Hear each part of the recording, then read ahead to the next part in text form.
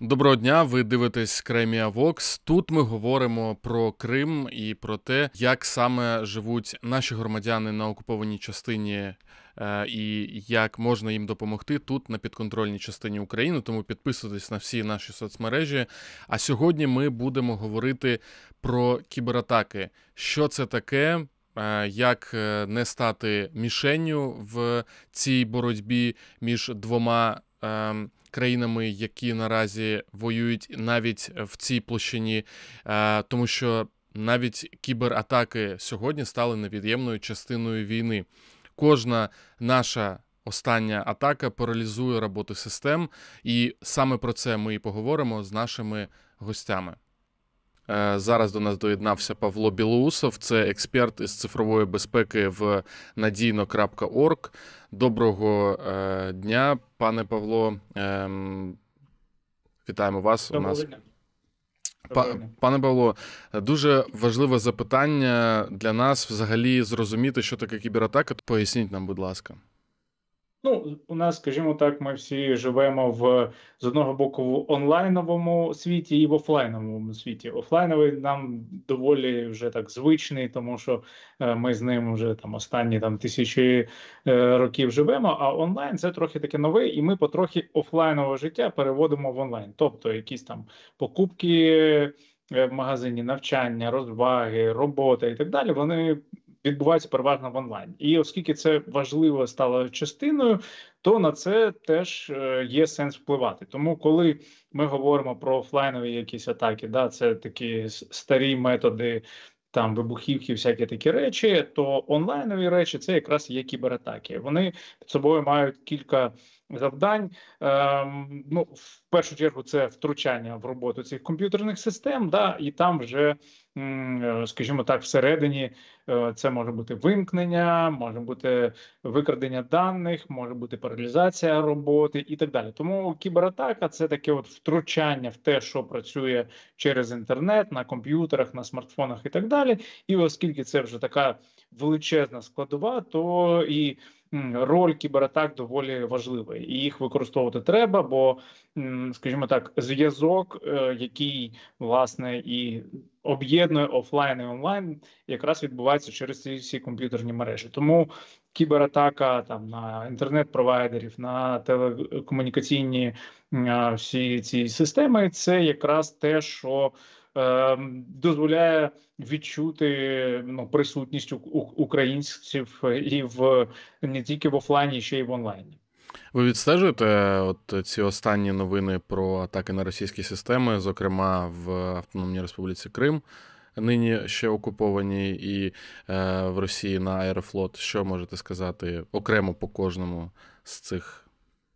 Так, якщо говорити про Аерофлот, то доволі потужна, масштабна була атака. Правда, вони доволі швидко відновлюються, і це, скажімо так, неприємна для нас історія, але менше з тим, збитки точно є, по різних оцінках це точно мільйони доларів, може 10-12, плюс це все ж таки така психологічна річ, бо Аерофлот, якщо я не помиляюся, під половину всіх авіаперевезень в Росії, а оскільки Росія велика країна, де авіаперевезення відіграють велику роль, бо відстані в тисячах кілометрів, то це теж доволі відчутно, бо багато літають всередині, і тут, скажімо так, на день трохи більше було виведено під сотню рейсів різних скасовано. Це відчуло багато людей. Плюс з точки зору, скажімо так,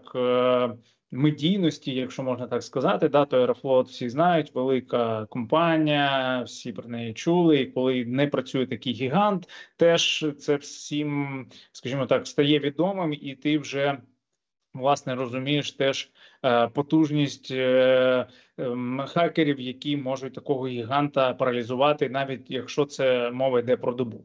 Плюс з того, що заявляли хлопці, які робили цю атаку, отримали велику кількість даних. Це від 10 до 20 терабайт даних різних, і пошта, і внутрішні документи. Це теж доволі важлива історія для аналізу. Можна вивчити, побачити цікаві, напевно, нюанси, зробити якісь висновки, які теж власне можуть вплинути на певні речі, да, тому що серед таких великих даних, коли цим всім користується величезна кількість людей, там багато можна чого знайти. Плюс там, що ми говоримо про якісь економічні складові, ми знаємо, що там санкції на авіа, там запчастини і так далі. Напевно, можна буде зрозуміти, хто ж там постачає, які там запчастини з'являються, і так далі. Так далі. Тобто даних багато ще там.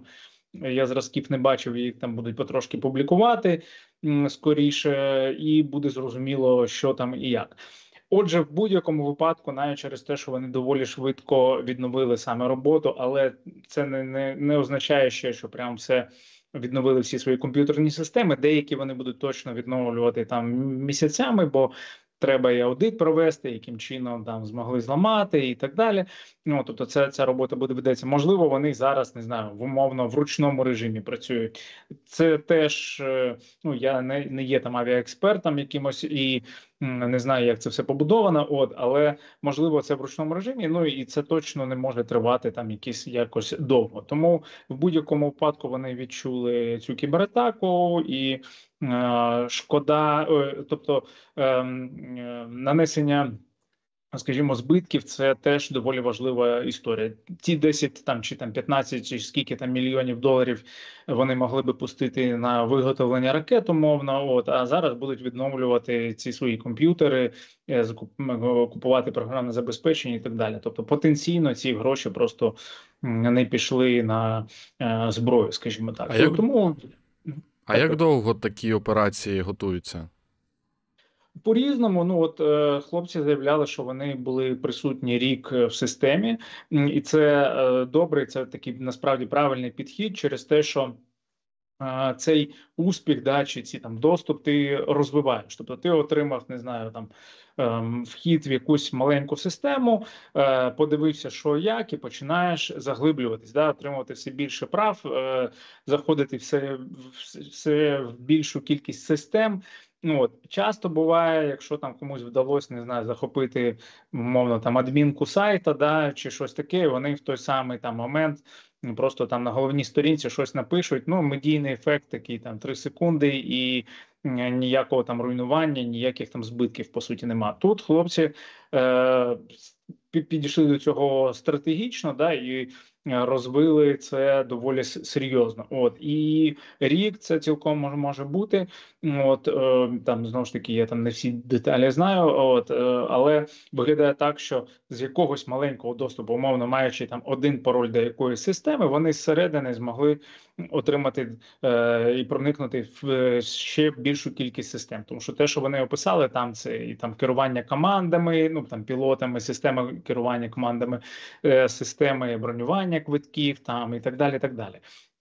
Тому дійсно це витривалість і стратегічний підхід. І це доволі класна історія, що не закінчується на тому, коли ти отримаєш маленький якийсь там доступ, яким вже можна похвалитися, а ти все ж таки дивишся на це стратегічно, а не на таку ситуативну якусь перемогу маленьку. Ще одна історія про те, як відбуваються останні кібератаки на Крим, в Криму. Що ви скажете?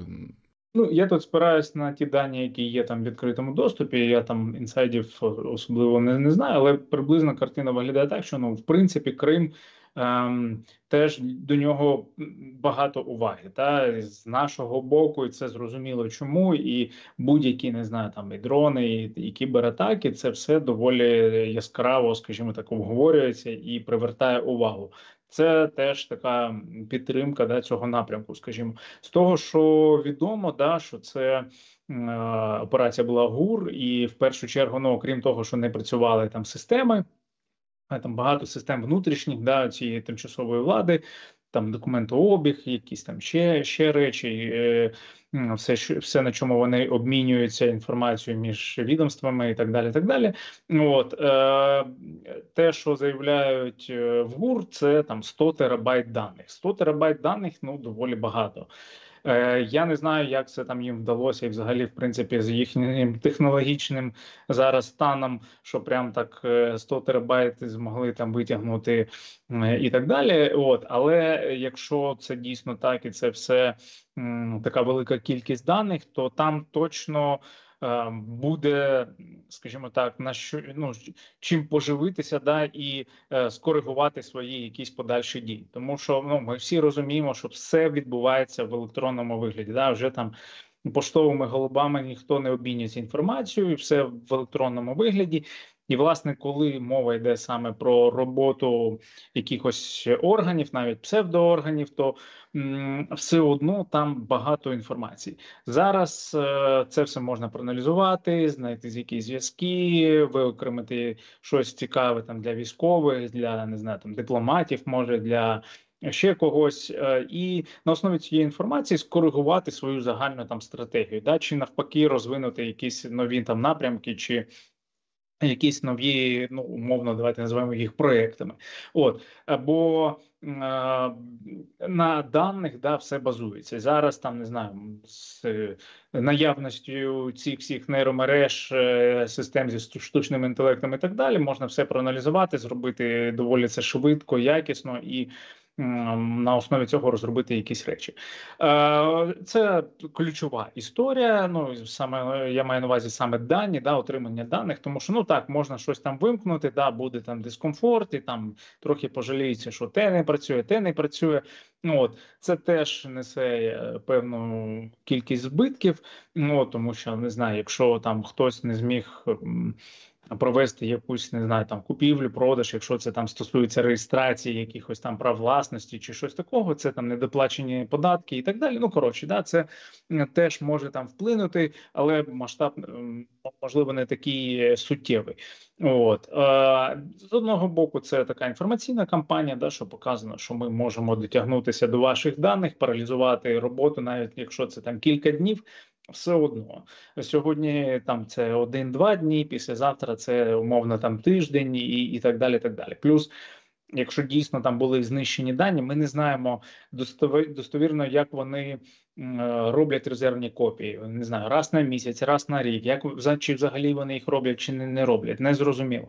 В будь-якому випадку, якщо дійсно ці дані були викрадені, а потім ще знищені з їхніх серверів, це говорить про те, що їм потрібно їх буде відновлювати. Якщо в них, не знаю, там як робиться бекапи, як мають бути, да, там 3 бекапа, там автоматично, кожні там, не знаю, снапшоти, якісь там кожні там секунди і так далі, це одна справа. Але не завжди це так роблять, і скоріше завжди не так роблять. То відновити цю інформацію, навіть якщо вона там буде тижневої якоїсь давнини, це теж буде доволі такою неприємною історією, бо ти мусиш там вручну шукати ці папери, там щось додавати це в систему. Коротше, ти будеш задіяний в таких от процесах, які виключають тебе, не знаю, від якихось, можливо, військових історій. Знову ж таки, будь-який хаос, будь-яке перемикання, скажімо так, фокусу на те, щоб ти не нападав, а там захищався або відновлювався, да, це теж працююча історія. Тому в комплексі дані, медійна підтримка, що ми можемо дотягнутися, паралізація роботи і плюс перемикання фокусу на відновлення, а не на напад, скажімо так, це теж загалом працює. Але якщо ми ще подивимося на це в комплексі, да, тобто в більш широкому контексті, то це все один одне підживлює. Тут Аерофлот в тебе не працює, тут в тебе якісь системи документообігу, там в тебе взагалі інтернет, там, не знаю, дрони паралізують якісь Я аеропорти. Правильно розумію, що жодної системи в Росії не може бути захищеною наразі від українських служб? Я б сказав, в принципі, жодна система в світі не може мати якийсь там 100% захист. Це, в принципі, така вже аксіома, скажімо так. Але якщо ми говоримо про Росію, то, зокрема, про Росію, то хочемо ми не хочемо, санкції якісь все ж таки працюють, да, тому що ми бачимо з того, що як вдалося там Аерофлот зламати, да, що там дуже старе програмне забезпечення, там якому вже там по 20 там з гаком років, і воно не підтримується вже там десятки років.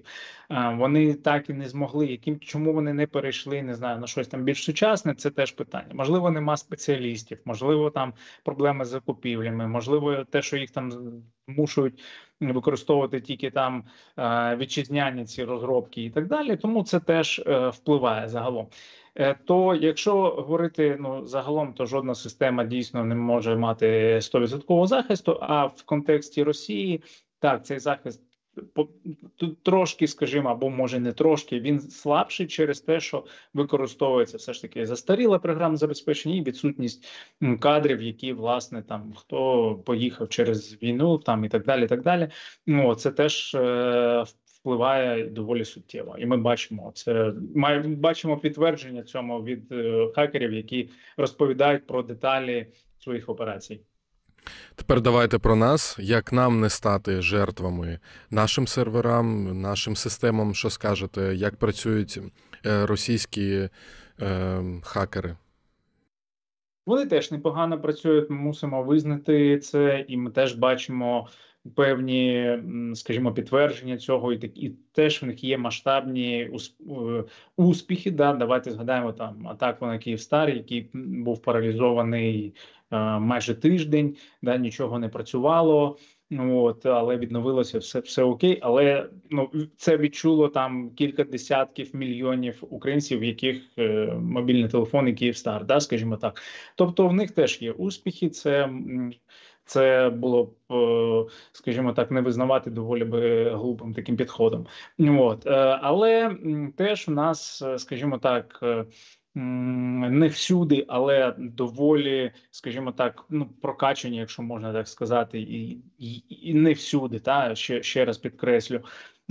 І ми вже розуміємо, що цим треба займатися. У нас є і доступ до технологій, доступ до обміну даним, доступ до там програмного забезпечення, яке нам допомагає захищатися. То в нас, звичайно, з цим трошки краще, але мусимо пам'ятати, що багато атак стають успішними через людей, через людський фактор. Ти можеш мати там 100 тисяч якихось там антивірусів, одночасних систем захисту і так далі. Але клацнути самому кудись там на якесь посилання, заразити систему, проігнорувати попередження там умовного антивірусу і так далі, і запустити зловмисників в систему. Над цим теж працюють. І ми, до речі, теж працюємо маємо гарячу лінію з цифрової безпеки безоплатну, яка власне громадянам надає консультації, як себе захистити. Тому що це не так, що от ми захищаємо тільки одну систему, умовно, якесь міністерство. Ні, всі люди в комплексі, тому що це все доволі так пов'язано між собою, і захист має бути від звичайного там українця до умовно там топ-посадовця і до всіх систем. Ми вже працюємо 3-й рік в цьому напрямку і там обробили там кілька сотень тисяч запитів і допомогли людям підсилити свої, скажімо так, системи. І головне тут пам'ятати, що дійсно зламати можуть в принципі кожного. Тут питання того, скажімо, вартості цієї атаки, ресурсів, скільки треба ресурсів докласти. Тому що якщо тебе буде зламати доволі дорого, то скоріше відмовляться від цієї історії. До серверів уряду Криму вдалося дістатись, використовуючи комп'ютер або профіль заступника міністра охорони здоров'я окупаційного уряду. Як нам тут, на материковій частині України, на підконтрольній частині, убезпечити себе або свою компанію від подібних історій? Це комплексна історія. Я би казав, що починати треба в першу чергу з людей, зі зміни звичок, підходів і так далі. Взагалі усвідомлення того, що цифрова безпека, кібербезпека – це вже невід'ємна річ. Ми вже навчилися захищати себе навіть на базовому рівні, що ми говоримо про офлайн, там не перебігати на червоне світло, мити руки там після вулиці і так далі. То в кіберсередовищі, скажімо так, теж є такі базові правила. Там перевіряти все, що ви отримаєте. Посилання, знайомий, незнайомий, хто це неважливо. Дивитися, куди це посилання веде, що від вас хочуть і так далі. Паролі. Не може бути один пароль на все, наприклад. Це зручно, але зрозуміло, що будь-хто, знаючи цей пароль, захопить одразу всі ваші системи. А пароль знайти теж не є зараз складним. От. Двофакторна аутентифікація. Всюди, де це технічно можливо включити, треба це включити. І це захищає від таких простих історій, як там через доступ до пароля, отримати пропуск в якусь там систему. Тобто є базові речі, яких треба дотримуватись кожному, не думати, що я там нікому не потрібен, наша там компанія чи не знаю, моя там організація не заробляє мільйони, кому ми там треба. Ні, насправді це зараз, якщо ми зараз говоримо про стан під час війни, то тут нема на меті у там проросійських хакерів, скажімо так, на меті викрасти гроші. Це раніше, коли в тебе немає війни там і так далі, хакерам що, їм потрібні гроші, якась можливість монетизувати. Зараз це задача нанести шкоду, вивести з ладу, посіяти паніку, вимкнути тобі там світло, воду, інтернет, мобільний зв'язок і так далі. Не для того, щоб заробити, а для того, щоб тобі було погано. Тому нема зараз, скажімо, людей чи організацій, які не є важливими для окупантів. Навіть маленьку, не знаю, там перукарню, яку там виведуть і там зламають запис тих, хто прийшов записувався там підстригтися, то це вже, не знаю, мінус податки, які не доотримав бюджет, і, власне, це вплине там, не знаю, зарплати військових і так далі. Навіть там 1000 гривень, 10 тисяч гривень, це все в комплексі впливає. Тому тут я би казав про те, що мінімум це треба, скажімо так, поміняти підход в себе до теми цифрової безпеки. Можна писати нам на надійний.орг, питати, як нам захиститися, що нам зробити, щоб працювало краще, так далі. Ми надаємо безоплатні ці консультації. Підписатися на різні відомства. У нас є різні Держспецзв'язку, там публікує якісь поради, слідкують CERT.ua і так далі. Державні організації, які теж слідкують за тим, що відбувається в кіберпросторі, надають поради, як там підсилити той чи інший там напрямок, або попереджають про якісь там кібератаки і допомагають теж іноді там відновлювати свої системи. Тому ця історія буде завжди важлива, і ми бачимо, що все більше складових нашого офлайнового життя переходить в онлайн, і відповідно хакери, зловмисники теж будуть тягнутися в онлайн. Раніше що у нас інтернет це було там тільки дозвілля якесь, а зараз це і робота, і гроші, і все підряд, і покупки, і так далі. Буде переходити все більше якихось галузей туди. І, власне, треба вже думати зараз про це, міняти свої налаштування на більш такі серйозні, які захищають, зістрибувати, якщо можна так сказати, з програмного забезпечення, якому ми не довіряємо, різні там месенджери з російського походження, бухгалтерські програми російського походження і так далі, так далі. З цього треба злазити, бо рано чи пізно це, як то кажуть, вилізе боком нам. І якщо ми зрозуміли, як тут на підконтрольній частині України себе убезпечити, то дайте пораду і тим, хто знаходиться нашим громадянам на окупованій частині. Там, я так розумію, слідкування за акаунтами, за профілями, за нашими громадянами ще щільніше, жорсткіше. Як там убезпечити себе?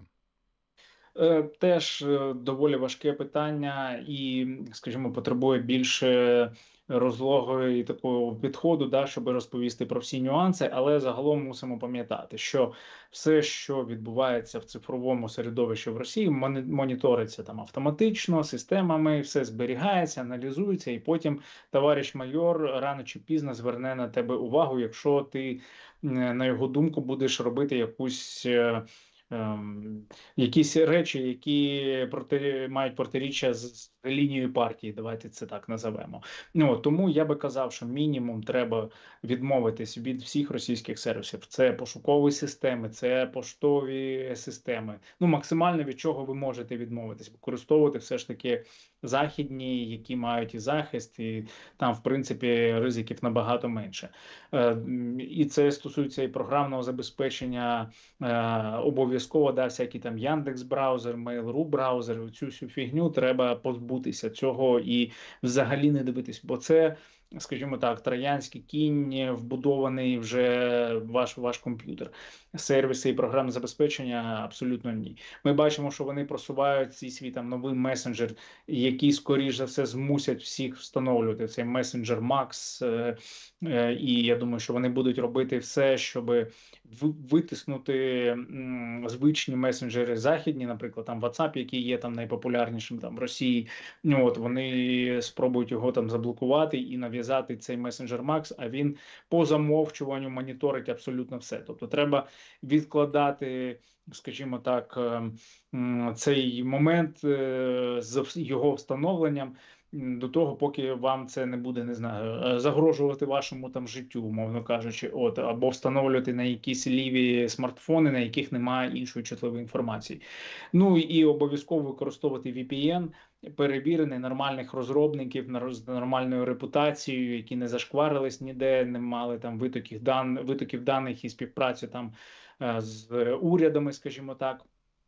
Бо VPN якраз захищають от під час передачі інформації, відвідування сайтів, да, щоб системи моніторингу не бачили, що ви заходите на українські якісь джерела, читаєте новини, які можна довіряти, да, не те, що пишуть оці там їхні перший канал чи щось там таке робить. От, щоб ви мали доступ до інформації, до технологій, да, і системи моніторингу, на які встановлені на обладнанні і, скажімо, магістралях окупантських цих інтернет-провайдерів, да, не могли втрутитись, да, і побачити, чим ви займаєтесь в інтернеті. Від цього захищає VPN, але VPN має бути абсолютно нормальним, перевіреним. Теж можна написати нам або подивитись у нас на сайті. У нас є там розбір кількох VPN, яким можна довіряти. Бо російські VPN або якісь там китайські VPN так чи інакше будуть передавати інформацію все одно силовикам, і це стане відомо. Тому, якщо так трошки узагальнити, да, от відмова від всього російського сервісів програмного забезпечення використання VPN знижує ризики, але щоб надати таку фахову консультацію, да, для конкретної людини треба розуміти її там умови. Тому звертайтесь, наприклад, до нас, да, або читайте тих, кому ви довіряєте, хто розповідає про цифрову безпеку. Є у нас цікаві спікери, люди, які дають поради в цьому напрямку. От, і головне дотриматись цих правил. І, власне, під себе ви можете знайти ще додаткові інструменти захисту, які допоможуть саме вам. Але якщо от загально, то я от сказав, сервіси, програмне забезпечення, VPN – це значно покращить стан захисту. Про те, як надійно користуватись інтернетом та своїми гаджетами, нам розповів експерт із цифрової безпеки в Надійно.орг Павло Білоусов. Дуже вам дякую за те, що доєднались до нашого ефіру. І я представляю нашого наступного гостя, відома в Україні людина в кібербезпеці або кібернебезпеці. Сам він розкаже. Микита Книж, експерт, засновник проєкту Hack Your Mom, SEO Hack Control. Доброго дня, пане Микито. Доброго дня. Кажуть, в інтернеті більш відомо як мамкін хакер, але як вам зручніше? Хакери зазвичай не вимахуються. А хакери нам можуть розповісти якесь закулісся, привідкрити нам про те, як відбувалася ця атака ГУРа на Крим, з якою, як кажуть, викачали 100 терабайт інформації. Як ви думаєте, або, може, знаєте, як це відбулося, як так наші сили змогли це зробити? за ГУР коментувати має сам ГУР. Я можу привідкрити технічні подробиці того, хто взагалі займається розшуком дітей та кібератаками. І ви маєте розуміти, що ГУР поповнився, так би мовити, після 22-го року якісними фахівцями з відкритого ринку. І якщо ми говоримо саме про випадки розшуку дітей, то в мене на каналі був певний гість з хакерського угруповання Keyborg, або Keyborg, або цілком це зветься Keyborg, і вони саме опублікували найякісніший розбір матеріалів з взломів і викачок, так би мовити, ГУРу щодо вкрадених українських дітей. Цей матеріал є в нас на каналі, і українські хакери, українські осінтери дуже опікуються саме розбором деталей після того, як ГУР проведе свою кібератаку, після того, як він оприлюднить певні дані, зробить їх публічними. На підставі цих даних вже можна проводити якісне осінт та cyber-int дослідження, які допомагають вираховувати місце знаходження українських дітей і повертати їх додому. Давайте так, сьогодні українські сили в цьому напрямку, в кіберзломі, сильніші за російські, як ви вважаєте? Так само буде в моєму наступному відео, пряма відповідь на це питання. Тут ми порівнюємо з вами як гаряче та гостре. Ви маєте розуміти, що в Україні є хактивісти, в Україні є свідомі люди, патріоти України, які не за гроші ламають Російську Федерацію, які займаються тим, що захищають нас у кіберпросторі. А якщо ми говоримо про країну гнилі, то з їх боку цим займається виключно ГРУ та ФСБ. Тобто ми фактично порівнюємо діяльність, так би мовити, громадян України, активістів з діяльністю російських спецслужб. І якщо порівнювати в цілому, окремо, винести за скобки ГУР та СБУ, які інколи проводять якісні операції, я підкреслю це інколи, то можна сказати, що є певний паритет зараз між сумарно українськими активістами та українськими спецслужбами з російськими спецслужбами. Бо в нас активісти з приватного сектору, на мою особисту думку, при всій повазі до ГУР та СБУ, роблять трохи більше, ніж українські спецслужби. А в Росії ГРУ та ФСБ платять, так би мовити, трохи більше своїм професійним взломщикам, і тобто вони цим займаються не те, що з 2014 року, а дуже і дуже давно. Тому якщо так порівнювати умовно, то можна сказати, що зараз ми вийшли на паритет саме завдяки українським, на мою особисту думку, активістам. Тобто з початку повномасштабного вторгнення можна сказати, що активісти співпрацюють разом з ЗСУ, з ГУР, з СБУ. Я правильно це розумію? Вони координуються? Так, абсолютно. Абсолютно. Дивіться, наприклад, наша маленька, але дуже агресивна хакерська спільнота з самого початку війни відкрито закликає українських кіберфахівців до взлому камер на території країни гнилі з метою, наприклад, отримання інформації щодо пересування російських військ, російської логістики. Тобто з першого дня ми розміщуємо інструкції про те, як це робити безкоштовно у себе на сайті. Так само потім до взломаних камер можна приєднувати системи спостереження, розуміти, де, хто, як пересувається.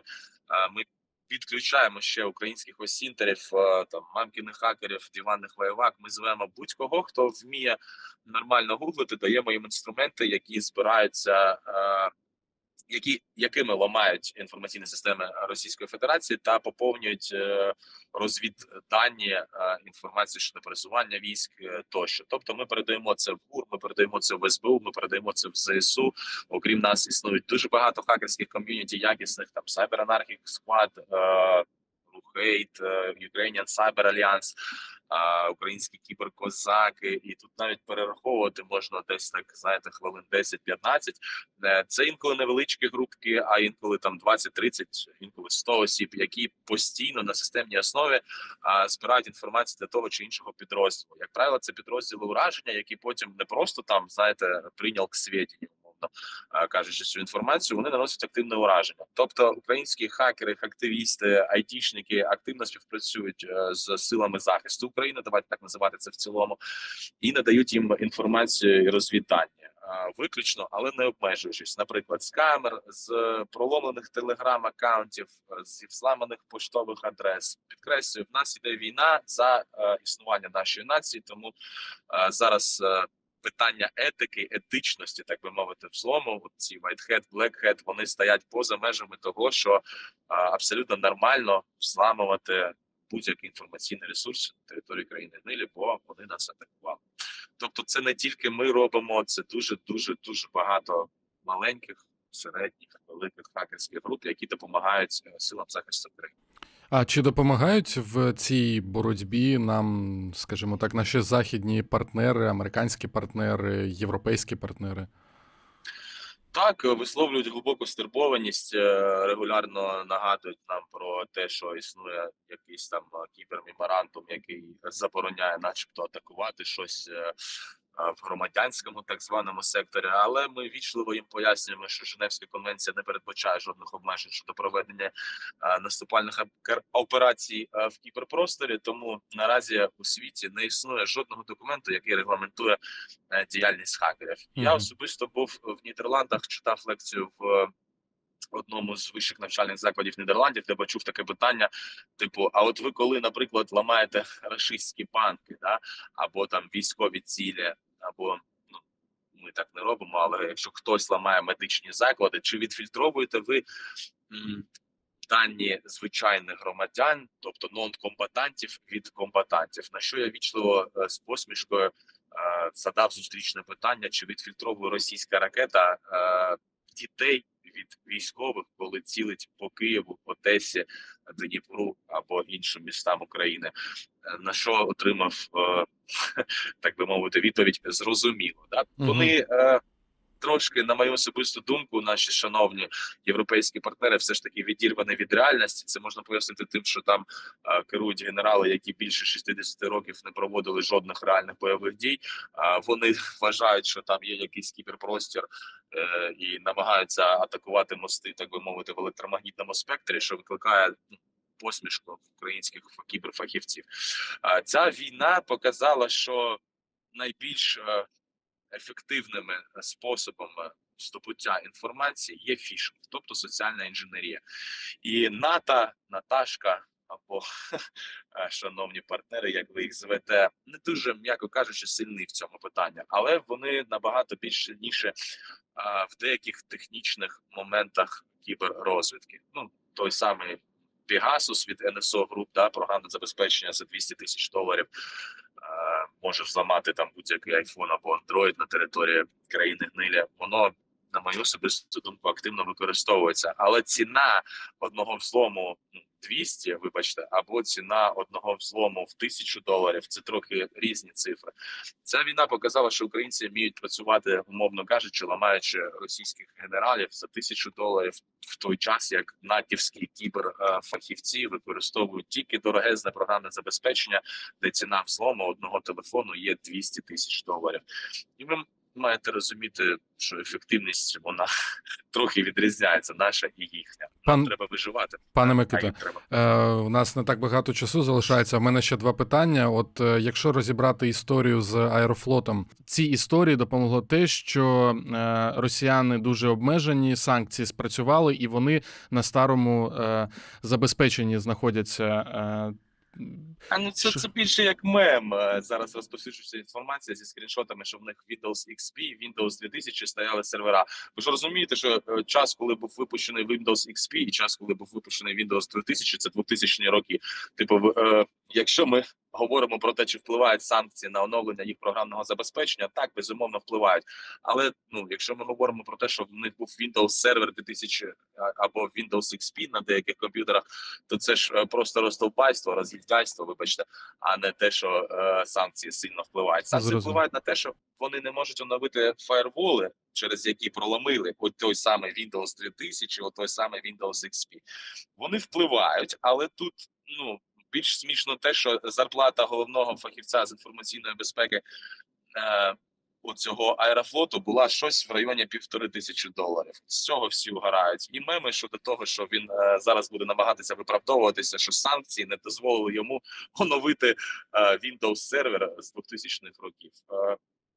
Ви маєте розуміти, що всі адекватні люди виїхали звідти давним-давно і залишилися там тільки ті приспособленці, які працюють на погонів, на ФСБ, на ці государственні шара. Зрозумів. І останнє питання, пане Микито. Як убезпечити себе тут, на підконтрольній частині України, і як убезпечити наших громадян, які знаходяться на окупованій частині в Криму і в інших окупованих регіонах, від оцієї так само російського стеження, по-перше, для тих, хто знаходиться на окупованих частинах, і тут від взломів, тому що, як ми знаємо, можна і через якийсь аккаунт дістати іншу інформацію, потрібну для них, як це роблять українські сили.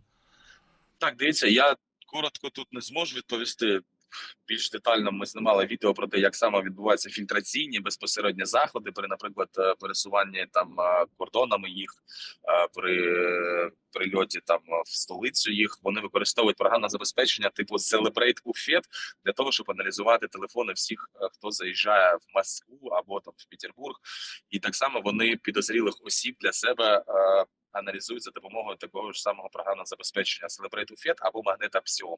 Зараз кажуть наші знайомі, що всі, в кого знайдено меседжер-сигнал, вони автоматично попадають під додаткову розгорнуту перевірку. Раніше я рекомендував всім використовувати меседжер-сигнал для безпечного спілкування, і зараз рекомендую, але справа в тому, що ви маєте вести себе непідозріло, тобто створити окремий цифровий профіль для певної партизанської діяльності і підтримувати супротив, і окремо створити білесенький телефон, де у вас буде все як у людей, там в якої-небудь ВКонтакті установлено, одноглазники і таке інше. Треба маскуватися, треба бути дуже уважним. В інтернет краще виходити з дому за допомогою Тору, а на телефоні мати абсолютно чистий профіль, бо фільтраційні заходи та контррозвідувальні заходи з боку ФСБ, на жаль, для українців вони активізувалися дуже сильно.